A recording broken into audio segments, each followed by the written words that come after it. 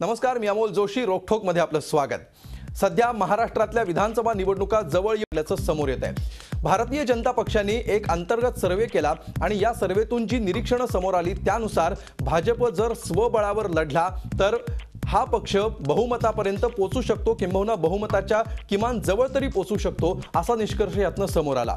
त्याचबरोबर महाराष्ट्रामध्ये सध्या अस्तित्वात असलेल्या राजकीय पक्षांपैकी भाजप हा सर्वाधिक लोकप्रिय पक्ष असल्याचं निरीक्षण सुद्धा या सर्वेमधून समोर मांडण्यात आलेलं आहे. यानंतर अशी एक चर्चा सुरू झालेली आहे की भाजप आता केवळ महायुतीचा एकमेव पर्याय समोर ठेवून न जाता इतरही अनेक पर्यायांचा विचार करायला सुरुवात झालेली आहे. त्याच्यामध्ये शिवसेनेला वगळून महायुतीतल्या इतर 3 घटक पक्षांसोबत या निवडणुकीमध्ये सामोरं जाण्याचा निर्णय सुद्धा भाजप घेईल का, असाही एक प्रश्न सध्या राजकीय वर्तुळामध्ये चर्चेला जातो आहे. त्यानंतर शिवसेनेऐवजी मनसेला सोबत घेण्याची भाजप किती शक्यता आहे असा प्रश्नही विचारला जातो आहे.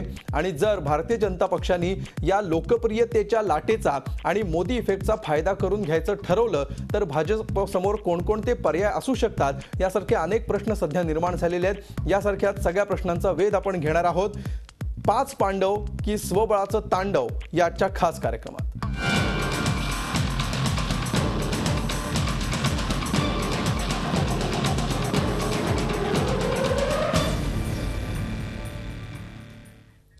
आणि या विषयावर चर्चा सुरू करण्यापूर्वी आपण बघूया सध्या भाजप समोर कुठले कुठले पर्याय आहेत. पहिला पर्याय जो सध्याचा आहे भाजप शिवसेना आरपीआय स्वाभिमानी शेतकरी संघटना आणि राष्ट्रीय समाज पक्ष. दुसरा पर्यायामध्ये शिवसेना बाहेर जाते आणि इतर 3 पक्षांसोबत भाजप लढेल.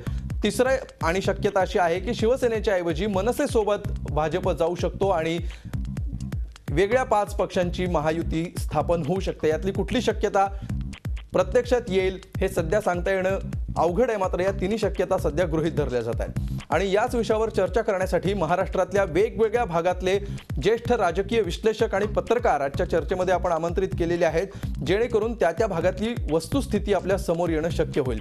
आपल्यासोबत माझ्या स्टुडिओमध्ये आहेत राजकीय विश्लेषक आणि ज्येष्ठ पत्रकार रविकिरण देशमुख. त्याचबरोबर कोल्हापुरातून या चर्चेमध्ये सहभागी होत आहेत ज्येष्ठ पत्रकार आणि राजकीय विश्लेषक विजय चोरमारे. तर नागपूरमधून ज्येष्ठ पत्रकार आणि लोकसत्तेचे नागपूर ब्युरो चीफ देवेंद्र गावंडे सुद्धा या चर्चेमध्ये सहभागी होत आहेत.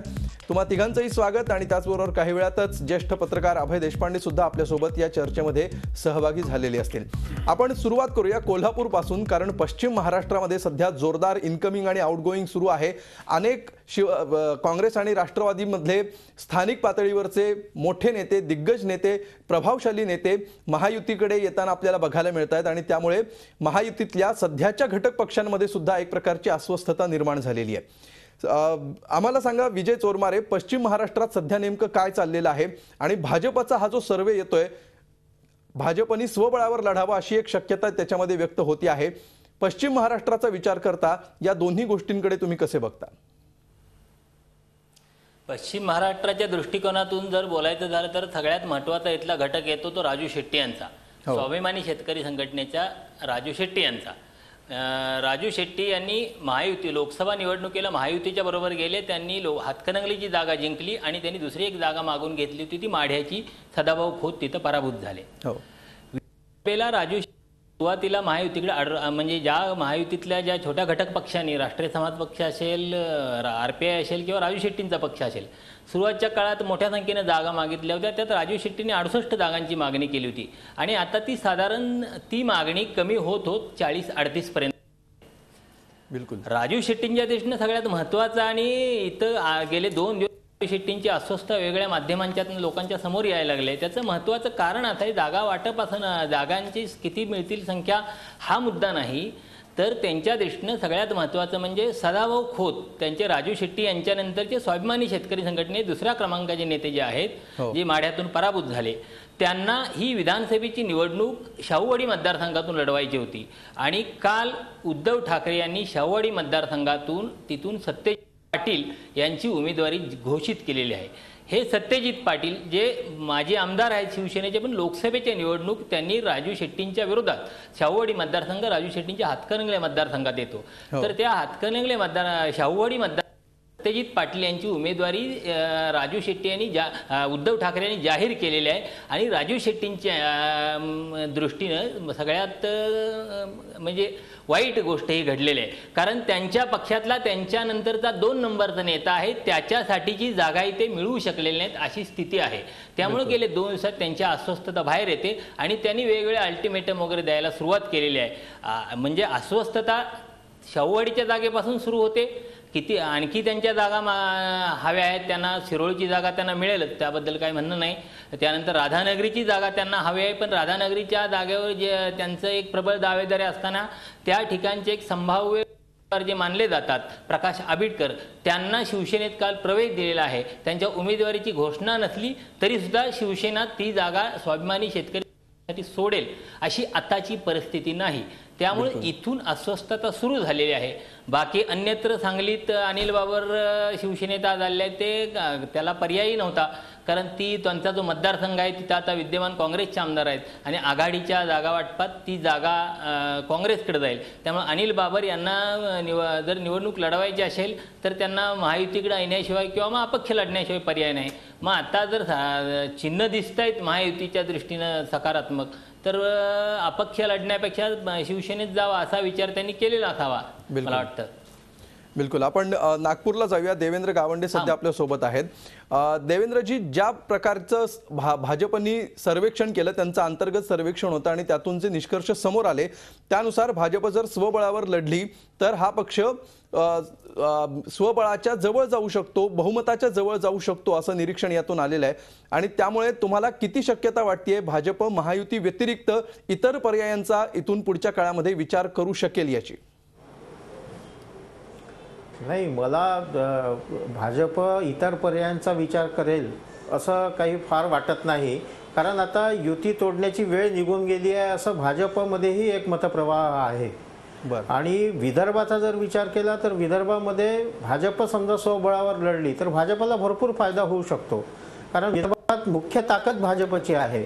शिवसेनेचे 4 खासदार जरी निवडून आले तरी खरी ताकद ही भाजपची आहे आणि मोदी इफेक्टचा फायदा विदर्भामध्ये शिवसेनेला झाला आहे.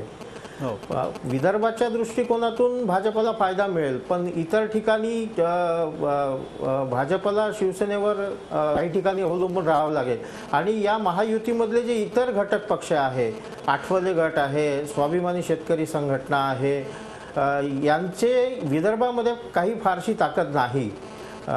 त्याच्यामुळे विदर्भामध्ये भाजपला म्हणजे या युतीचा काही विदर्भामध्ये भाजप स्वबळावर लढली तर भाजपला फायदा आहे. या इतर घटक पक्षांच्या बाबतीत भाजपला इथे काही कोशावर अवलंबून राहावं लागणार नाही. बिलकुल. रवी किरणजी, अशी जी एक सध्या राजकीय वर्तुळामध्ये चर्चा होते आहे की शिवसेनेला सोबत न घेता जर इतर 3 घटक पक्षांसाठी 80 जागा सोडल्या जेणेकरून त्या पक्षांचंही समाधान होईल आणि स्वबळावर 200 जागा आपण लढवल्या तर आपल्याला फायदा होऊ शकतो असा विचार भाजप करण्याची एक शक्यता आहे. असा जर विचार भाजपने केला तर भाजपला याचा किती फायदा होऊ शकतो आणि हा निर्णय किती बुमरँग होऊ शकतो? लोकसभेच्या निकालानंतर तर आपण पाहतोय की खूप मोठा फरक पडलेला आहे सगळ्या राजकीय सगळे जे परसेप्शन असतं त्याच्यामध्ये. बिलकुल. आणि ज्या मतांची जी टक्केवारी आहे आणि जी भरघोस मतं भाजपच्या उमेदवारांना मिळालेली आहेत आणि सर्वांनीच हे आता मान्य केलेलं आहे की शिवसेनेचाही खूप मोठा फायदा भाजपच्या त्या नेतृत्वामुळे झालेला आहे, म्हणजे पंतप्रधान नरेंद्र मोदी यांच्यामुळे. तर या स्थितीमध्ये भाजप एक राजकीय आपली जी ताकद आहे, इतकी वर्ष त्यांनी दुय्यम भूमिका स्वीकारली, तर ते कदाचित आता प्रमुख भूमिकेमध्ये येऊ इच्छित असतील तर मला वाटतं त्याच्यात काही गैर असण्याचं कारण नाही, कारण शेवटी कुठलीही युती हा एक राजकीय व्यवहार असतो. आपला पक्ष कमकुवत आहे म्हणून आपण वाढ होऊ शकत नाही आपली म्हणून दुसऱ्याच्या आधार शोधला जातो दुसऱ्या पक्षाचा. तसा शिवसेना भाजपने एकमेकाच्या आधारावर गेली 25 वर्ष महाराष्ट्रामध्ये एक युती टिकवलेली आहे. आता एक अशी परिस्थिती निर्माण झाली आहे की भाजपला असं वाटतंय बहुतेक की जे साधारणपणे जे ऐकायला येते त्या पक्षामधून की आपण स्वबळावर सुद्धा लढू शकतो, कारण आपल्याकडे नेतृत्व आहे. आणि त्या नेतृत्वाच्या बळावर आपण समजा शिवसेना जर तयार नसेल, आणि आपण पाहतोय की 28 जुलैनंतर आज तागायत एकही बैठक शिवसेना भाजपची जाहीर झालेली नाही, म्हणजे अशी जाहीरपणे झालेली नाही. अर्थात त्यांचे नेते म्हणतायत की आमच्या गोपनीय बैठका सुरूच आहेत. त्या गोपनीय बैठका सुद्धा काय पत्रकारांच्या नजरेतून सुटणे इतक्या गोपनीय राहू शकत नाहीत. त्यामुळे ते म्हणत असतील तर त्याच्यावर फारच विश्वास आपणही ठेवला पाहिजे अशातला काही भाग नाही. पण ते म्हणतायत, बरं ठीक आहे, तुमच्या समाधानासाठी तुम्ही म्हणा गोपनीय तर गोपनीय, परंतु जे काय चाललंय ते काय त्याचे जे काही पडसाद उमटत आहेत ते काय बरोबर नाही आहेत. आज दोन्ही पक्ष बरोबर तयारी करतायत.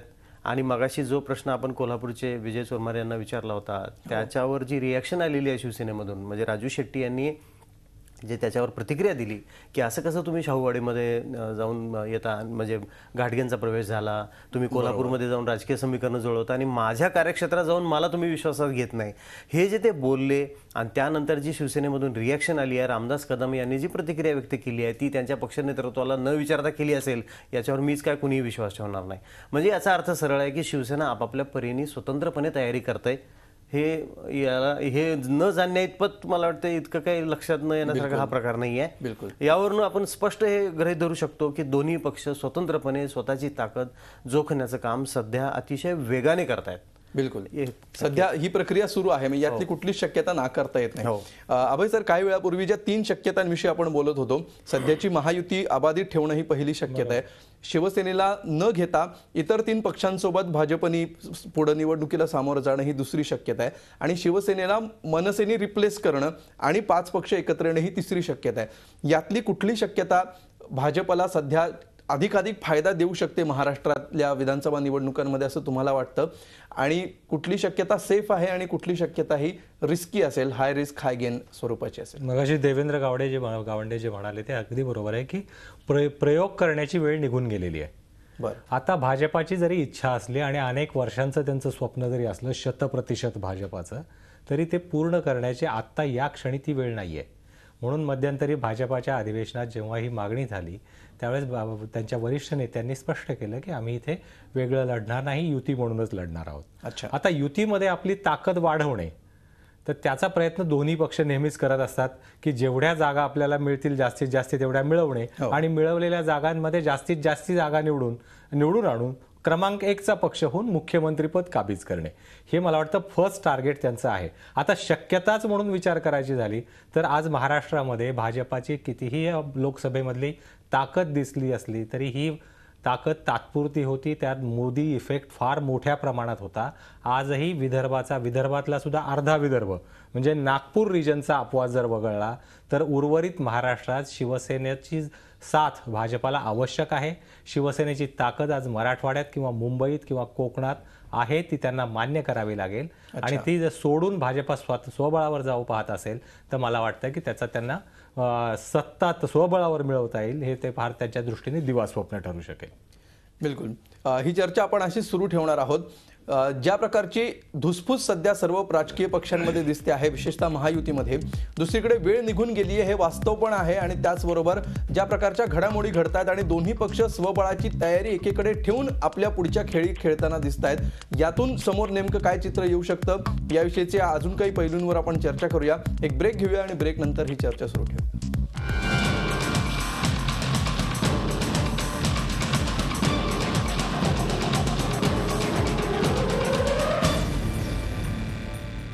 पाच पांडव की स्वबळाचं तांडव याविषयी आपण चर्चा करतो आहोत. भाजपचा अंतर्गत सर्वे आणि भाजपला स्वबळावर लढलं तर अधिक फायदा होऊ शकतो असा त्यातला निष्कर्ष, ह्या 2 गोष्टींमुळे आपण सध्या या विषयावर चर्चा करतो आहोत. विजय चोरमारे, ज्या प्रकारे स्वाभिमानी शेतकरी संघटनेची अस्वस्थता नेमकी काय आहे हे पहिल्या भागामध्ये तुम्ही सांगितलं.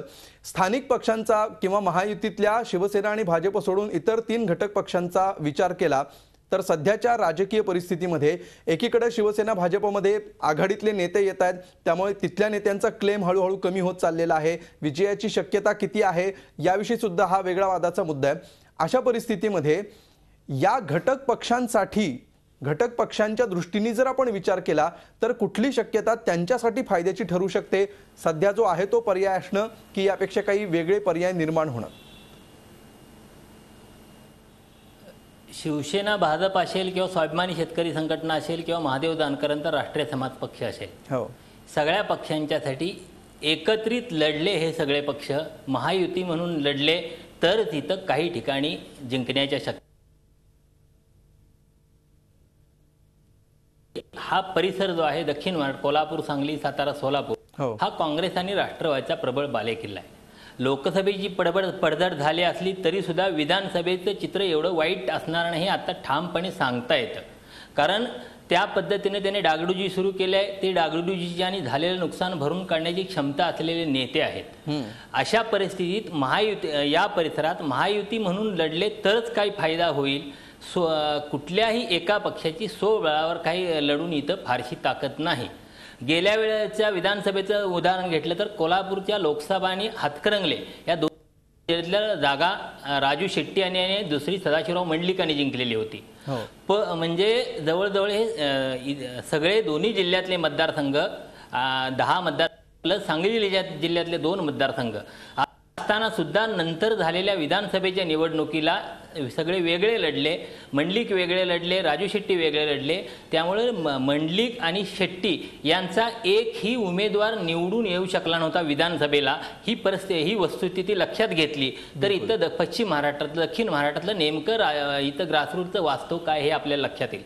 त्यामुळं कुणालाही इथं स्वतंत्रपणे लढवून फारसं काही पदरात पडेल असं नाही. काही ह्या बालेकिल्ल्यातलं काही जर मिळवायचं असेल तर एकत्रितपणेच लढवावं लागेल. पण आत्ताची उद्धव ठाकरेंची भूमिका अशी दिसते की आमचे निर्णय आम्ही घेणार आहोत.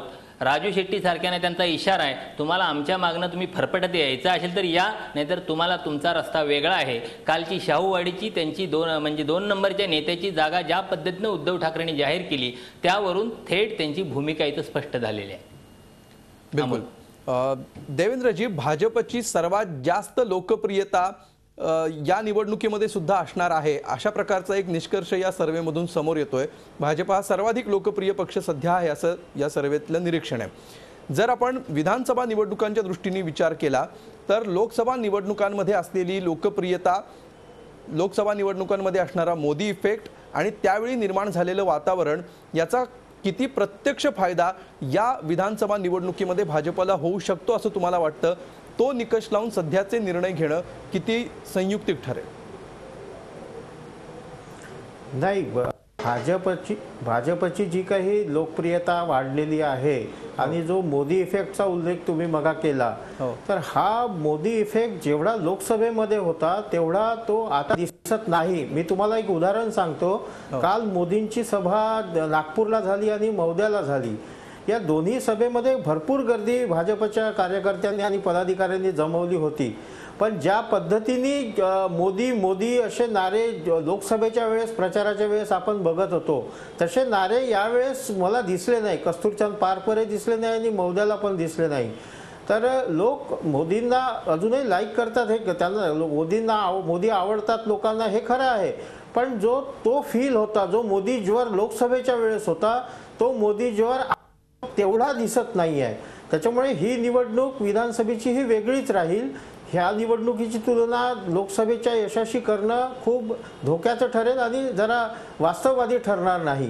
आणि भाजपला विदर्भामध्ये मुळात भाजपचा विदर्भ बेस मूळच पक्का आहे. म्हणजे भाजपच्या बाबतीत आणि समजा यावेळेस मोदी इफेक्ट जरी नसता तरी भाजपला विदर्भामध्ये चांगलं यश मिळालं असतं, कारण भाजपची बांधणी विदर्भात चांगली आहे. आणि यावेळेस पुन्हा जर म्हणजे महायुती करून हे लोक निवडणूक लढले सगळे पक्ष तर यांना यश मिळेल. पण हे यश सुद्धा इतक्या मताधिक्याचं असणार नाही असं सध्याचं चित्र आहे. हे मताधिक्य कमी झालेलं असेल, कारण विधानसभेची निवडणूक पूर्णपणे वेगळ्या तत्वांवर, वेगळ्या व्यक्ती केंद्रित असते. अनेक ठिकाणी काही लोकप्रिय आमदार भाजप, आपलं काँग्रेस आणि राष्ट्रवादीमध्ये सुद्धा त्यांचा पराभव कधी झालेला नाही, किंवा कधी झाला तरी त्यांनी अगदी नेटाने आपली बांधणी पूर्ण केली आहे. तर या निवडणुकीतही तसा सगळा मोदी इफेक्ट जाणवेल असं चित्र मला तरी दिसत नाही. कालच्या दोन्ही सभांमध्ये जो मोदी ज्वर लोकांमध्ये दिसून येत होता आधी लोकसभेच्या वेळेस, तो यावेळेस कमी झालेला दिसला आणि ते निरीक्षण सगळ्यांच्या लक्षात आलं आहे. त्याच्यामुळेच वेगळ्या विदर्भाचं मध्ये भाजपकडून एक समोर केला जातो हळूच. आणि व्यंकय्या नायडूंनी काल असं म्हटलं की आमचं विदर्भाकडे विशेष लक्ष आहे. आणि वेगळ्या विदर्भाच्या बाबतीत भाजपची जी काही रणनीती आहे ती मुद्दामून भाजप समोर करते आहे की या सगळ्या शक्यता पाहायच्या, कारण सेनेचा वेगळ्या विदर्भाला विरोध आहे. तर या सगळ्या किती यश मिळेल, किती अपयश मिळेल, ह्या सगळ्या शक्यता तपासून बघण्याच्या दृष्टिकोनातूनही भाजपमध्ये काही हालचाली सुरू आहे. पण मी मगाही तुम्हाला सांगितलं की आता युती तोडण्याची वेळ निघून गेलेली आहे. बिलकुल, युती तोडण्याची वेळ निघून गेली आहे. अभय सर, लोकसभा निवडणुकांच्या वेळी हे 5 पक्ष एकत्र आलेले होते आणि शिवसेना आणि भाजप या दोन्ही मोठ्या पक्षांसाठी या 3 पक्षांची जेवढी गरज लोकसभेला होती तेवढी गरज आता विधानसभेला उरलेली नाही, असं या दोन्ही पक्षांच्या ॲटिट्यूडवरून सध्या दिसतंय. हा ॲटिट्यूड बदलण्याचं नेमकं कारण काय आहे असं तुम्हाला वाटतं? नाही, लोकसभा निवडणुकीत मोदी यांचा प्रभाव किती असेल याचा जसा बाकीच्यांना अंदाज नव्हता तसा शिवसेना भाजपालाही नव्हता, स्वतः भाजपच्या नेत्यांनाही नव्हता. त्यामुळे महाराष्ट्रात त्यांनी शक्य तेवढ्या तडजोडी केल्या. जिथे आपल्या पक्षाची ताकद नाही तिथे त्यांनी उधार उसनवारीवर उमेदवार आणले. सांगलीचं उदाहरण घ्या, भिवंडीचं उदाहरण घ्या. तर त्याच्यामुळे पण त्या निवडणुकीच्या निकालानंतर एकदम आत्मविश्वास वाढला की आता आपल्याला मित्रपक्षांना द्यायची किंवा असे सगळे छोटे छोटे पक्ष गोळा करण्याची गरज नाही, आपण एक स्वबळावर लढू शकतो असा एक आत्मविश्वास नेत्यांमध्ये वाढलाय. परंतु एक लक्षात घेतलं पाहिजे की मोदी इफेक्टमध्ये सुद्धा या म्हणजे हे वाढण्याचं आणखी एक कारण त्याचं सांगतो की त्यांनी मित्रपक्षांना 4 जागा दिल्या. शिवसेना सोडून जे बरोबर होते, स्वाभिमानी असेल, RPI असेल, यांचा जानकरांचा पक्ष असेल, या 4 पैकी फक्त 1 जागा निवडून आली, म्हणजे स्वतःची राजू शेट्टी. तर म्हणजे एकीकडे महाराष्ट्रात त्यांना 48 पैकी 42 जागा मिळत असताना या 4 पैकी फक्त 1 जागा निवडून आली. भल्या त्या अवघड जागा होत्या सगळ्या, बारामती असेल, सातारा असेल, माढा असेल, या अवघड जागा होत्या. परंतु जर मोदी इफेक्ट इतर ठिकाणी जाणवत असेल तर तो तिथे का झाला नाही? म्हणून मला वाटतं की आता त्या सगळ्या छोट्या पक्षांची आता जास्त गरज आहे. कारण पश्चिम महाराष्ट्रामध्ये पाय रोवायचे असेल तर पश्चिम महाराष्ट्रात काँग्रेसचा शत्रू फक्त काँग्रेस आहे. तिथे शिवसेनाही नाही, भाजपही नाही. तिथे बंडखोर, आता हे बंडखोर अपक्ष म्हणून उभे करायचे की त्यांना पक्षात घेऊन आपल्या चिन्हावर निवडून आणायचं, या 2 पर्यायापैकी ह्या पक्षांनी आता निवडलाय तो पर्याय की असे निवडून येण्याची शक्यता असणार आहे की ज्यांना त्यांच्या पक्षात तिकीट मिळणार नाही म्हणून ते बंडखोरी करणार आहेत, असे नेते गोळा करायला सुरुवात केली आहे. आणि पश्चिम महाराष्ट्रात आता जे पक्षांतराचं एक लोण आलंय त्याचं कारण हेच आहे की हे लोक गोळा करतायत. परंतु आत्ताचे जे इशारे आहेत स्वबळावर लढू, हे करू ते करू, हे फक्त जागा वाढवून घेण्यासाठी जे काँग्रेस राष्ट्रवादीत चालू आहे त्याचंच इकडे भाजपात त्याच प्रकारचा खेळ चालू आहे. यापेक्षा पलीकडे मला वाटतं की काही तथ्य नाही फार. बिलकुल, वेगवेगळ्या पक्षातून शिवसेना भाजपमध्ये नेते येताना दिसत आहेत. ही प्रक्रिया इथून पुढचे सुद्धा काही आठवडे, काही महिने ही सुरू राहणार आहे. या प्रक्रियेचा आणि सगळे दिग्गज नेते शिवसेना भाजपमध्ये आले तर ह्याच्यामुळे नेमका महायुतीमध्ये काय गोंधळ उडू शकतो याविषयी सुद्धा आपण बोलूया एका ब्रेक नंतर.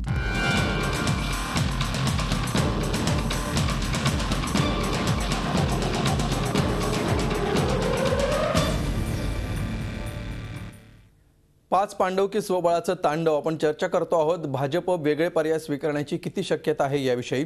रवी किरणजी, ज्या प्रकारे पहिल्यांदा तुमच्या उत्तरात तुम्ही सांगितलं होतं की भाजप आणि शिवसेनेमध्ये सर्व काही आलबेल आहे, अशी परिस्थिती सध्या तरी दिसत नाहीये, जाहीर बैठका कुठल्याही होत नाहीयेत आणि दोन्ही पक्ष स्वबळाची तयारी करत आहेत. जर ही शक्यता आपण गृहीत धरली आणि असा प्रत्यक्षात निर्णय जर घेतला तर काय परिस्थिती महाराष्ट्रामध्ये उभी राहील असं तुम्हाला वाटतं?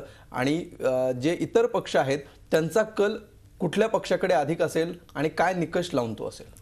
भाजप आणि शिवसेनेने जर स्वतंत्र लढण्याचा निर्णय घेतलाच तर काँग्रेस आणि राष्ट्रवादीचा काही ठिकाणी, मोजक्या ठिकाणी फायदा होऊ शकतो. कारण ते युतीत आहेत आणि त्यांची युती काही आता तुटण्याची शक्यता नाही. त्यांनी तर जाहीरच केलेलं आहे की आम्ही एकत्र लढणार. तर त्या दोघांच्या एकत्र येण्यामुळे त्या दोघांचा एक ताकदवान उमेदवार, त्याची ताकद, त्या दोघांची मतं आणि यांची फाटाफोट. तर अशा काही जागा पश्चिम महाराष्ट्रात आहेत, काही जागा थोड्याशा उत्तर महाराष्ट्रात आहेत, बिलकुल, तर इथे आणि मराठवाड्यात आहेत. तर तिथे त्यांचा फायदा होईल. मात्र एक आहे की भाजप आणि शिवसेना जर स्वतंत्र लढले तर त्यांना त्यांच्या ताकदीचाही अंदाज येईल एकंदरीत सध्या नवीन वातावरणामध्ये. कारण आपण नेहमी असं जुने रेफरन्सेस देत असतो की यांची एवढी मतं, त्यांची तेवढी मतं, पण असं काही नसतं असं मला वाटतं. कारण ती मतं ही वारंवार बदलत असतात. 2009 साली लोकांनी जे ठरवलं ते 2014 मध्ये नाही आहे, चित्र वेगळं दिसलेलं आहे. तर आता लोकसभेमध्ये जे ठरवलंय ते विधानसभेला जसं तसं तंतोतंत उतरेल असंही काही नाही. कारण राज्याची परिस्थिती आहे, लोकांना वाटलं की केंद्रात एक सरकार आहे महाराष्ट्रात वेगळं सरकार, असं जर मतदार नेहमी विचार करत असतात, बऱ्याचदा मागेही केलेलं आहे त्यांनी 2004-2009 मध्ये, कारण त्यावेळी मनमोहन सिंगाचं सरकार होतं. तर तसा जर विचार केला तर मग आणखी फरक पडू शकतो. आणि भाजप आणि आज भाजप नाही म्हटलं तरी थोडंसं त्यांना वाटतंच आहे की आमची परिस्थिती आज उत्तम आहे, आमच्या जागा काही कमी होण्याची शक्यता नाही, उलट त्या वाढतील. सेनेचं एक मात्र त्यांनी वस्तुस्थिती त्यांनी नजरेआड करून चालणार नाही की त्यांना 2009 मध्ये अपेक्षित असं यश मिळालं नव्हतं. भाजपपेक्षा 2 जागा कमी मिळाल्या म्हणून आज भाजपचा विधानसभेमध्ये विरोधी पक्षनेता आहे. बिलकुल. त्यामुळे आज भाजपा तांत्रिकदृष्ट्या तरी वरचढ आहे त्या आधारावर. तर आज हेच स्थान भाजप आणखी वाढवण्याच्या ह्या मूडमध्ये आहे आणि ह्या नवीन अवतारणं त्यांना आत्मविश्वास आहे की आम्ही वाढवू म्हणून. बिलकुल. विजय चोरमारे, ज्या प्रकारे लोकसभा निवडणुकींमध्ये उमेदवार कोण आहे याकडे न पाहता भाजपचं सरकार आणायचंय किंवा मोदी पंतप्रधान करायचंय हे जे कॅम्पेन होतं याला प्रतिसाद देत मतदारांनी मतदान केलेलं होतं. त्यामुळे अनेकांना अनपेक्षितरित्या विजय सुद्धा मिळालेला होता. व्यक्तीकडे लोकांनी बघितलं नव्हतं. मात्र विधानसभा निवडणुकांचा ज्यावेळी आपण विचार करतो त्यावेळी त्याच प्रकारे महाराष्ट्रातला मतदार विचार करेल याची किती शक्यता तुम्हाला दिसते आहे? कुठलाही पक्ष, कुठलाही उमेदवार असो, चेहरा कोणीही असो, एकाच पक्षाला सत्तेत निवडून आणायचं या विचारांनी मतदार मतदान करतील आणि त्याचा कुठल्या एका पक्षाला फायदा होईल अशी परिस्थिती यावेळी महाराष्ट्रात आहे का? मला तसं वाटत नाही. कारण लोकसभेच्या निवडणुकीचं चित्र आणि विधानसभेच्या निवडणुकीचं चित्र हे पूर्ण भिन्न असतं. विधानसभेतला उमेदवार हा मतदारांच्या थेट जवळचा त्यांचा उमेदवार 5 वर्षे त्यांच्या संपर्कात असलेला उमेदवार असतो. लोकसभेचा उमेदवार तसा त्या अर्थानं आपण बघितलं तर तो लोकांशी थेट संपर्कातला किंवा नित्याच्या संपर्कातला नसतो. बिलकुल. बहुतेकदा त्या उमेदवाराची मदार, लोकसभेच्या उमेदवाराची मदार ही त्या तालुक्यातल्या त्या विधानसभा मतदारसंघातल्या तिथला जो विधानसभेचा संभाव्य उमेदवार असेल किंवा विद्यमान आमदार असेल त्याच्यावर अवलंबून असतं. अर्थात यावेळी थोडी परिस्थिती वेगळी होती. हे चित्र उलटं झालं. मोदींचं नेतृत्व आणि मोदींची लाट या प्रभावाखाली ह्या निवडणुका झाल्या. विधानसभेला तसं होण्याची शक्यता नाही. कारण शक्यतो उमेदवार त्याचा लोकसंपर्क, त्यानं लोकांची केलेली कामं हे सगळे घटक तिथं मतदानाच्या वेळी येतात आणि मतदान त्यानुसार होत असतं. राज्यातलं सरकार किंवा नेता या पद्धतीने लोक मतदान करत नाहीत. अर्थात आता आघाडीच्या सरकारच्या विरोधात प्रचंड नाराजी ही वस्तुस्थिती आहे. त्याचा फायदा युतीच्या उमेदवारांना काही चांगल्या प्रमाणात होऊ शकतो. पण तरीसुद्धा तिथला उमेदवार कोण आहे यावर बरीचशी गणितं अवलंबून असतात. याकडे आपल्याला दुर्लक्ष करून चालणार नाही. बिलकुल. पुन्हा एका ब्रेकची वेळ झाली आहे. एक ब्रेक घेऊया आणि ब्रेक नंतर अजून एक जो महत्त्वाचा घटक आहे महाराष्ट्रातला, महाराष्ट्र नवनिर्माण सेना, याचं स्थान नेमकं या निवडणुकीमध्ये काय असणार आहे याविषयी सुद्धा आपण बोलूया. एक ब्रेक घेऊया आणि ही चर्चा सुरू ठेवूया.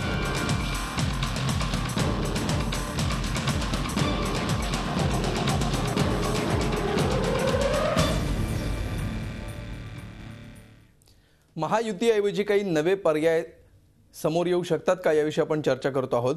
देवेंद्रजी, महाराष्ट्रामध्ये अनेक असे मतदारसंघ आहेत जिथे परिस्थिती अशी आहे की या महायुतीतल्या 5ही पक्षांपैकी एकाही पक्षामध्ये नसलेला मात्र निवडून येण्याची क्षमता असलेला आणि महायुतीकडून निवडणूक लढवण्याची इच्छा असलेला असे उमेदवार आहेत. असे अनेक मतदारसंघ आहेत आणि त्याचबरोबर अनेक नेते हे महायुतीमध्ये नव्याने दाखल होत आहेत जे त्या भागातले दिग्गज आहेत, त्या भागात त्यांचं प्रभुत्व आहे. ह्या सगळ्यामुळे एक गोंधळाची परिस्थिती निर्माण होऊ शकते का? याच्यामुळे स्थानिक पातळीवरची त्या पक्षातल्या निष्ठावंतांची नाराजी वाढू शकते का? आणि या जे मोठ्या प्रमाणात इन्कमिंग इतर पक्षातनं होत आहे याचा काही निगेटिव्ह परिणाम भाजपवर किंवा महायुतीवर होऊ शकतो का? नाही, तुम्ही जे आता इन्कमिंगचा मुद्दा उपस्थित केला आहे, सगळ्यात जास्त इन्कमिंग हे शिवसेनेत सुरू आहे. जे शिवसेनेने जाणीवपूर्वक हा सगळा गोंधळ वाढवण्याचा प्रयत्न या इन्कमिंगच्या माध्यमातून केला आहे आणि याच्यामुळे जागा वाटपाच्या वेळेस मोठा गोंधळ उडेलच, 100% उडेल. जसं चोरमारेंनी सांगितलं की पश्चिम महाराष्ट्रातलं उदाहरण दिलं, इकडेही किशोर कानेरेला शिवसेनेने प्रवेश देऊन टाकला आहे. त्यांना उमेदवारी कुठून द्यायची, शेखर सावंतवादींना उमेदवारी नागपुरातून कुठून द्यायची, असे अनेक प्रश्न आहेत. तर हे सगळे मुद्दे शिवसेना किंवा हे सगळे इन्कमिंग जे करते आहे शिवसेना हे भाजपवर दबाव वाढवण्यासाठीच करते आहे आणि त्याच्यामुळे यांचा जो काही जागा वाटपाच्या फॉर्म्युला किंवा याच्या बैठका आहे या आणखी लांबणीवर पडत चालल्या आहे. आणि मनसेची ताकद ज्या भागात आहे त्या भागामध्ये आणखी शिवसेना वेगवेगळ्या चाली खेळते आहे. तर हा सगळा गोंधळ जितका जास्त निर्माण करता येईल, कारण नेहमी बघा तुम्ही जागा वाटपाच्या वेळेस विधानसभेच्या शेवटच्या क्षणी भाजपला सेनेच्या मागे फरफटत जाण्याशिवाय पर्याय राहिला नाही अशी स्थिती निर्माण होते प्रत्येक वेळेस. आणि यावेळेस भाजपची ताकद वाढून सुद्धा सेना अखेरच्या क्षणापर्यंत असा गोंधळ निर्माण करून पुन्हा भाजपला आपल्या मागे ओढत आणेल. त्याच्यासाठीच हे सगळं इन्कमिंग ज्या पद्धतीने सेनेने सुरू केलं आहे मला असं वाटतं. बिलकुल. विजय चोरमारे, तुम्हाला काय वाटतं या भागात? कारण पश्चिम महाराष्ट्रात हा अशा प्रकारचे इन्कमिंग जास्त सुरू आहे. पक्षाबाहेरचे म्हणजे विरोधी पक्षातले विरोधक हे जितके निवडणुकांमध्ये धोकादायक ठरतात त्याहीपेक्षा पक्षांतर्गत विरोधक अधिक धोकादायक ठरू शकतात. अशा परिस्थितीमध्ये अनेक दिग्गज नेते जर एकाच पक्षात किंवा एकाच महायुतीत आले आणि त्यातल्या एकाला तिकीट मिळालं आणि बाकी सगळे नव्याने आलेले नाराज झाले तर ह्याचा किती मोठा फटका महायुतीला बसू शकेल? मुळात एक गोष्ट आपण लक्षात घ्यायला पाहिजे की शिवसेने जे इन्कमिंग सुरू आहे ते काँग्रेस आघाडीबद्दल, आपल्या पक्षाबद्दल काँग्रेस नाराज असलेले लोक आणि शिवसेनेबद्दल प्रेमाचं भरता आलं आहे, तो प्रचंड चांगला पक्ष आहे, तिथं निवडून येण्याची शक्यता आहे म्हणून त्या पक्षात निघाले अशी परिस्थिती नाही. परिस्थिती आहे आघाडीनं एकत्रित निवडणुका लढण्याचा निर्णय घेतल्यानंतर ज्या जागा राष्ट्रवादीकडे आहेत तिथला काँग्रेसचा नाराज शिवसेनेत चालला आहे. जी जागा काँग्रेसकडे आहे तिथला राष्ट्रवादीचा नाराज शिवसेनेत चालला आहे. असं ही कागलमध्ये ही परिस्थिती आहे, शाहूवाडीतली हीच परिस्थिती आहे, विटे अनिल बाबर गेले तिथली तीच परिस्थिती आहे, बहुतेक ठिकाणी अशीच परिस्थिती आहे. शिवसेना गेली 30 वर्षे पश्चिम महाराष्ट्रात निवडणुका लढवते, त्या अजूनही इथं आपल्या पक्षाचे उमेदवार तयार करता आले नाही ती वस्तुस्थिती आहे. कारण सुरुवातीला शिवसेने संजय गाडगे, विक्रमसिंह गाडगे शिवसेनेत होते, कोल्हापूरचे शाहू महाराज एकेकाळी शिवसेनेत होते, आता जे सत्यजित पाटील जे उमेदवार जाहीर त्यांचे वडील ते शिवसेनेत होते. ही सगळी मंडळी शिवसेनेत जाऊन तिथली मूळची काँग्रेस संस्कृतीत वाढलेली, तिथं आपलं त्या संस्कृतीत आपलं जमत नाही, सत्ता गेल्यानंतर सगळी परत आले आहेत. त्यामुळे जे इन्कमिंग आहे ते फार शिवसेना फॉर्मात आहे म्हणून नाही असं नाही, त्यांना काँग्रेसकडून लढण्याची संधी नाही. अपक्ष लढण्यापेक्षा आपली ताकद प्लस शिवसेनेची जी काय असेल तिथं ताकद, ती ताकद घेऊन आपण जिंकण्याचा प्रयत्न करू शकतो असा आशावाद असल्यामुळे निघालेली ही मंडळी आहे मला वाटतं. बिलकुल. आणि मगाशी यांच्या हो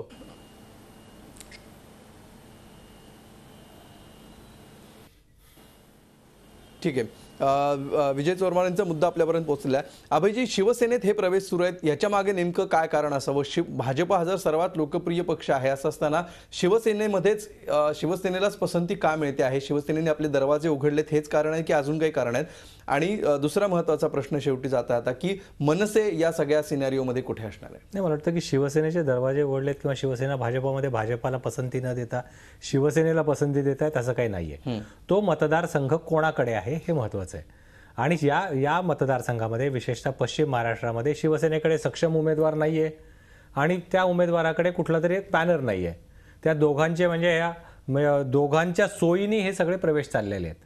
आता ज्या जागांवर यश मिळण्याची शक्यताच नाही तिथे बाहेरचा माणूस आणून जर यश मिळत असेल तर त्याचा प्रयत्न कुठलाही राजकीय पक्ष करतो, त्या पद्धतीने शिवसेनाही करते. शिवसेनेच्या जास्ती जागा इकडे आहेत पश्चिम महाराष्ट्रात, त्यामुळे त्यांचा प्रयत्न जास्त आहे, त्यामुळे शिवसेनेत इन्कमिंग जास्त आहे असं वाटतंय. दुसरं मनसेचं म्हणाल तर मनसेची आजची स्थिती पाहाल तुम्ही तर ते ना युतीबरोबर आहे, ना आघाडीत आहे, ना ते तिसरी जागा किंवा तिसरा पर्याय देण्याच्या परिस्थितीत आहे. म्हणजे आज त्याचं लोकसभेमधली त्यांची मतं बघितलं तर आपण मागच्या वेळेसपेक्षा मतं घटलेली आहेत. स्वतः राज ठाकरे यांनी आपली मुख्यमंत्रीपदाची उमेदवारी जाहीर केल्यानंतरही फारसा फरक पडलेला नाही. आणि हीच जर परिस्थिती पुढे कायम राहिली तर मला वाटतं की मनसेला फारसं या निवडणुकीत यश मिळेल की अशी शक्यता दिसत नाही. मागच्या 2009 पेक्षा त्यांची परिस्थिती वाईट आहे. आता यात फक्त त्यांना एकच संधी राहते की जसं काँग्रेस राष्ट्रवादीच्या बंडखोराला हे घेत आहेत तसं उद्या शिवसेना भाजपमधल्या बंडखोरांना एक व्यासपीठ म्हणून मनसेचा जर स्थान मिळालं तर मला वाटतं मनसे काही ठिकाणी स्पर्धेत येईल. आज तरी मनसेची स्थिती तिसरा पर्याय म्हणून उभं राहण्याच्या परिस्थितीत आज मनसे दिसत नाही. बिलकुल. नेमक्या महाराष्ट्रात काय काय शक्यता असू शकतात याविषयीची ही सगळी चर्चा होती. अर्थात विधानसभा निवडणुकांना अजून काही आठवडे बाकी आहेत असं आपण म्हणूया. सध्याच्या या टप्प्यावरून जे चित्र दिसते ते असं होतं, जसजसे आपण निवडणुकांच्या जवळ जाऊ तसतसं बदलतं चित्र अधिक जवळ आणि स्पष्ट दिसायला आपल्याला सुरुवात होईल आणि त्यावेळी तसं ते आम्ही तुमच्यासमोर घेऊन येतही राहू. तूर्त या चर्चेमध्ये सहभागी झाल्याबद्दल चारही मान्यवरांचे आणि ज्येष्ठ राजकीय विश्लेषक पत्रकार होते, चौघांचेही धन्यवाद. रोखोकमध्ये आज आम्ही इथेच थांबतोय. ताज्या बातम्यांसाठी पाहत रहा झी 24 तास. रहा एक पाऊल पुढे.